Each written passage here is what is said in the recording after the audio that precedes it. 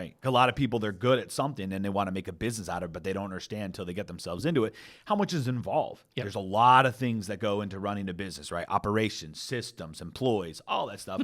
It's a lot more. And I think a lot of people, they think of this, they look at this big picture of making a lot of money, but they don't understand there's a lot more to it. And so I think a lot of people don't understand that until they get into that. Yep. So going into let's go into the employee side for a second, right? I personally have seen it a lot. I think we discussed this prior on companies and the employees, right? A lot of people have this theory now that they can switch employees or hire them for that matter as 1099s, right? Versus W-2. And I understand why a lot of people go the 1099 route because they think they can save taxes, right? You don't match the FICA and such, right? But there's a very fine line of what a 1099 is and what a W-2 employee is, right? So talk about that a little bit, like what you see in regards to that. Yeah, we had lots of people that we dealt with that were either misinformed or intentionally not following the guidelines of what the law requires. And I have to tell people that, hey, it's the way the law is written. Mm-hmm. If the law is written and changed, fine, adapt to that.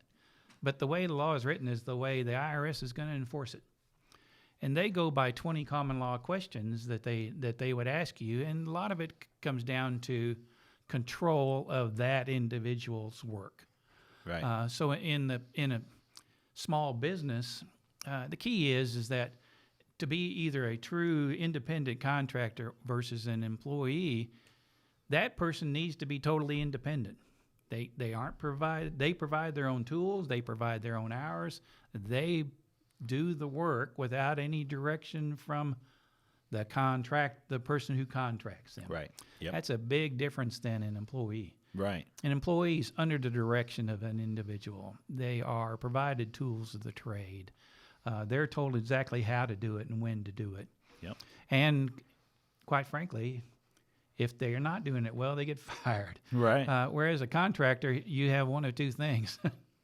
Either you cut them off, which is then you got to worry about somebody else finishing the work, or you've got to sue them for non-performance of a contract. A little bit different there. Yep. So there's just the nuances between those two. And a lot of people will say, well, okay, I'm going to jump from this. I'm going to jump from employee to contract labor. You can't do that. Right. Yep. There was a typical expression that we had was once an employee, always an employee. Mm-hmm. You can't change that. Right. Right. And if you start out as an independent contractor when you should have been an employee, that doesn't change the fact that you should have been an employee. Right. And you can only switch from W-2 to 1099 unless your role completely changes. If you're doing the same thing, you can't go from W-2 to 1099, which is, I feel like, is what a lot of people try to do. Yep. They say, oh, if I just switch this person to 1099, they figure out I don't have to pay the taxes. And they're not thinking necessarily logically. They're just thinking of how to save money. Yeah, or they'll even say, okay, let's sign them under an independent contractor contract. Right. Well, just because you have a contract that says they're independent contractor, it doesn't make them independent Doesn't mean that contractor. they actually are. Right, No, exactly. Right. No, and it doesn't work. And in fact, that just now has given the IRS even more ammo against you.